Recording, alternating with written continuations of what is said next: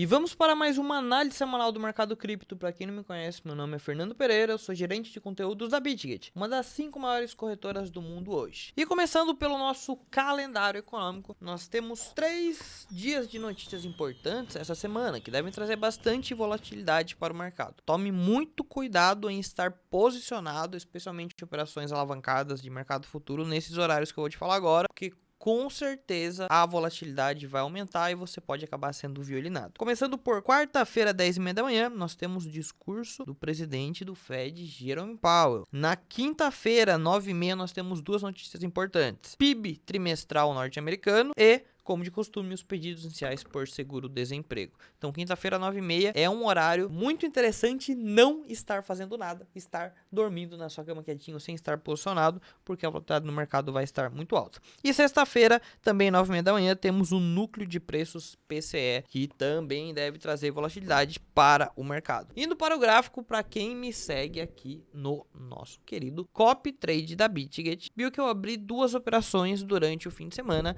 e já fechei elas hoje com lucro. Foram shorts em Bitcoin e Ethereum. Até mostrar aqui as operações para vocês aqui, ó, que o short de Ethereum deu mais ou menos 24%. O do Bitcoin, a hora que eu tirei esse print aqui, deu 17%, mas ele voltou um pouquinho antes de eu sair da operação. Mas foram 2 operações bem interessantes que eu vou mostrar para vocês o que é que eu analisei e por que é que eu saí delas tão cedo também, né? Por que é que eu não segurei por mais tempo? Isso é importante falar. Bom, primeiro, divergência dupla entre 2 time frames dos 2 mais importantes, gráfico de 1 hora e gráfico de 4 horas. Começando aqui pela Ethereum, o gráfico que a gente já tá. No gráfico de 1 hora, o preço chegou em um alvo de Fibonacci. Que alvo é esse? Primeiro, a gente teve aqui um movimento de pivô de alta. Vou colocar no gráfico de 4 horas fica mais fácil. A gente teve um movimento de pivô de alta, onde o preço teve um volume comprador, uma pernada de alta, recuou até mais ou menos aqui, acho que deu 38,2%, vamos ver, vou pegar aqui o último fundo e o último topo, recuou até 50% aqui praticamente, e aí voltou a subir, rompeu o topo anterior, ou seja, pivô de alta. Como é que a gente traça aqui os alvos dessa operação? Bom, existem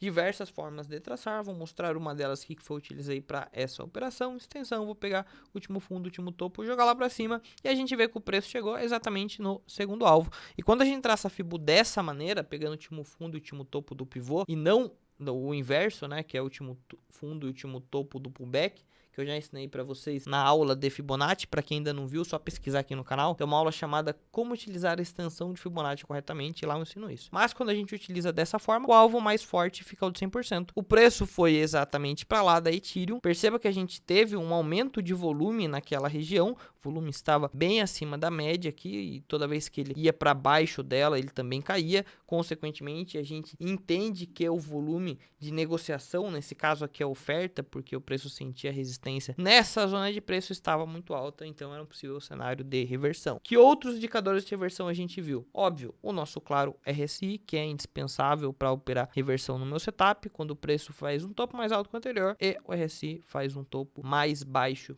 que o anterior. Então, por conta aqui desse cenário de volume alto, de alvo de Fibo, de divergência, eu busquei por uma operação. Para quem conhece o meu setup, sabe que faltou uma coisinha aqui. O que que é? O padrão de reversão, que pode ser um padrão gráfico ou um padrão de candlestick. Nesse caso, não teve. E é por isso que eu não entrei logo aqui abaixo da divergência. Eu esperei no gráfico de 1 hora uma formação de um pivô de baixa. Então, quando o preço fez esse pivô de baixa, ou seja, pressão vendedora, recuo de mais ou menos 50% e perca do fundo, aqui eu entrei vendido. E logo que o preço chegou aqui, agora há pouco na média de 200 períodos, eu zerei essa operação. Como eu estava bastante alavancado, deu para tirar aí mais de 24% de lucro nessa operação. Bitcoin, exatamente a mesma coisa. Só voltando aqui, lembra que eu falei que era uma divergência dupla? Então, da mesma forma que a gente viu a divergência no 4 horas, ela também teve no 1 hora. Perceba o topo mais alto que o anterior no gráfico de 1 hora e o topo mais baixo que o anterior no RSI. Bitcoin, mesma coisa. Divergência dupla, tanto no gráfico de 1 hora, ou seja, topo mais alto que anterior, contra topo mais baixo, uma divergência no gráfico de 1 hora, e no gráfico de 4 horas a gente enxergou a mesma divergência. Topo mais alto que o anterior, topo mais baixo. Então, da mesma forma que eu fiz a operação de Ethereum, eu fiz a de Bitcoin. Esperei por um pivô de baixa, que ó, no caso foi esse o pivô,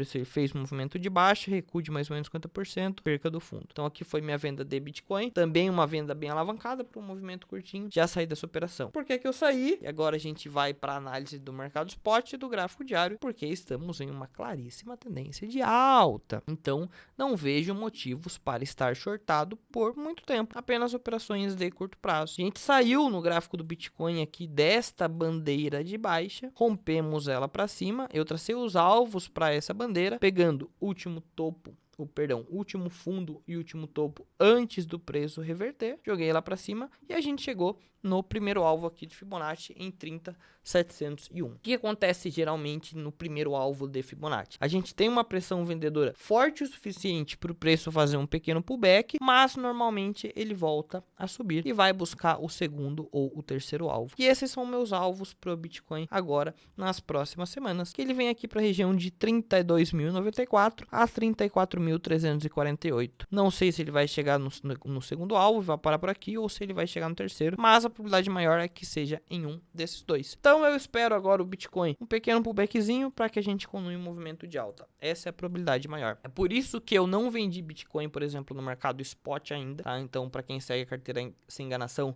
sabe que as compras de Bitcoin que a gente fez aqui dentro dessa bandeira, eu ainda não vendi, porque eu acho que ele pode entregar uma alta um pouco mais expressiva, e é por isso que eu já saí da operação de short no mercado futuro também. Para mim, a tendência ainda é de alta. E no gráfico semanal, essa tendência é ainda mais clara. Um ponto importante aqui é o seguinte: o que pode fazer eu mudar a minha análise e entender que o primeiro alvo aqui já foi topo e vai ser hora de sair das minhas operações? Uma divergência. Aqui no gráfico semanal, a gente teve o rompimento do topo anterior, aqui, ó. Esse candle da semana passada a gente rompeu o topo anterior em 31 mil e por hora estamos fazendo uma divergência. Temos um topinho mais alto que o anterior contra um topinho mais baixo, porém esse ainda é o único indicador. O volume ainda está baixo, eu não vi um sinal de reversão, um padrão de reversão, seja um padrão gráfico ou um padrão de candlestick, tá? Então, enquanto eu não enxergar esses fatores junto com a divergência aqui no semanal ou no diário, eu mantenho a minha posição. A partir do momento que eu enxergar algum padrão de reversão com divergência no gráfico diário ou no gráfico semanal, aí sim é hora de pensar em sair da posição, ok? Mas aqui, ó, no gráfico diário, por exemplo, a gente nem tem aquela divergência. Perceba que quando o preço fez um topo mais alto que o anterior aqui, o RSI também fez. Então, tô bem tranquilo, tá? Em manter minha posição comprada no mercado spot. Não acredito que seja a hora de sair dessa posição, mas no mercado futuro, sim, é perigoso estar shortado, porque a tendência é de alta, e é por isso que eu já saí, beleza? Então, minha visão para o Bitcoin agora é essa, um pequeno recuo para que a gente volte a subir, para que a gente chegue numa região de 32 a 34 mil dólares mais ou menos. A gente vai acompanhando até lá, e indo para as altcoins, a gente tem dois cenários muito interessantes. Na real, duas altcoins que provavelmente eu vou comprar para carteira sem enganação, que é a Chainlink e a Polkadot. Começando pela Chainlink, eu comentei com vocês diversas vezes sobre uma análise de Chainlink aqui embaixo de acumulação de Wyckoff, que eu sempre falei Wyckoff, mas a galera da Wyckoff Academy me corrigiu no último vídeo, então agora eu sei que é o Wyckoff, beleza? Qual que é a visão aqui da acumulação de Wyckoff que nós tendo na Chainlink? Por que é que eu quero comprar ela aqui agora? A acumulação de Wyckoff, ela é dividida por 4 fases. Então a gente tem aqui uma fase A, onde o preço, depois de uma forte tendência de baixa, encontra uma zona de exaustão de preço, ou seja, um candle vendedor depois de vários candles vendedores com volume muito acima da média, que é quando o Smart Money começa a atuar. Eu vou dar uma resumida nisso daqui, porque vocês já viram diversos vídeos sobre essa análise, inclusive tem um vídeo sobre essa análise de Chainlink aqui no canal, se você dar uma olhada, mas só para quem ainda não viu, vou manter vocês atualizados. Aqui a fase A, onde o Smart Money começa a atuar, onde a gente vê a exaustão de preço. A gente tem uma fase B, onde o preço ele se consolida numa região entre suportes e resistências, uma região de retângulo. Então o preço ele vem, testa resistência, testa suporte, testa resistência, testa suporte, testa resistência, testa suporte. Isso aqui é uma pura manipulação do Smart Money. Quando ele joga o preço lá para cima, ele deixa a oferta atuar, ele deixa a pressão vendedora jogar o preço para baixo novamente. Por quê? Porque aqui a oferta aumenta e ele consegue comprar mais. Ele tem uma demanda tão grande que ele não conseguiria montar toda a sua posição aqui. Então ele precisa jogar o preço para cima e a oferta para baixo para que ele consiga montar a sua posição.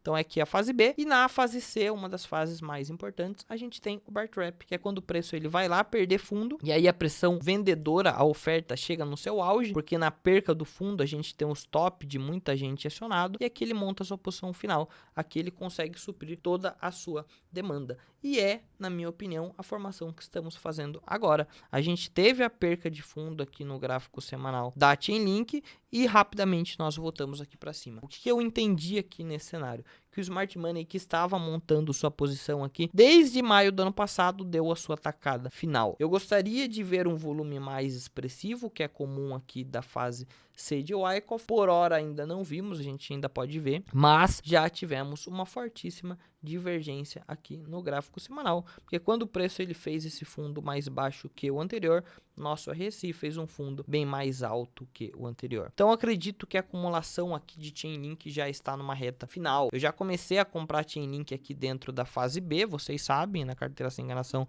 já temos uma posição de Chainlink e eu vou aumentar essa posição durante a semana, ok? Então sim, vou fazer compras de Chainlink aqui nessa região, porque eu acredito que nas próximas semanas, talvez até nos próximos meses, a gente possa sair dessa acumulação para cima e a gente engatar a última fase, que é a retomada do bull market em Chainlink. Então a moeda que eu vou comprar mais para carteira sem enganação. E a outra é a Polkadot. Polkadot, ela está fazendo uma formação muito interessante. Ela chegou aqui numa região de alvo de Fibonacci, que alvo é esse? O espelhamento da última pernada contrária, o último topo, último fundo e joga para baixo. A gente chegou aqui exatamente no alvo do 100%, cravado aqui em 4,35 e estamos fazendo uma formação de triângulo descendente aqui em fundo. Então perceba que a gente tem uma base de preço, a gente tem uma linha tendência de baixa e a gente tem uma região de aumento de volume aqui quando o preço chega nessa zona de suporte. Um aumento de volume ainda tímido, repito, assim como na Chainlink eu gostaria de ver um volume maior, não foi o que aconteceu, mas a gente tem a divergência. Um fundo levemente mais baixo que o anterior aqui no preço e um fundo bem mais alto que o anterior no RSI. Então já vou começar a montar aqui minha posição de Polkadot, comprar aos poucos e quando o preço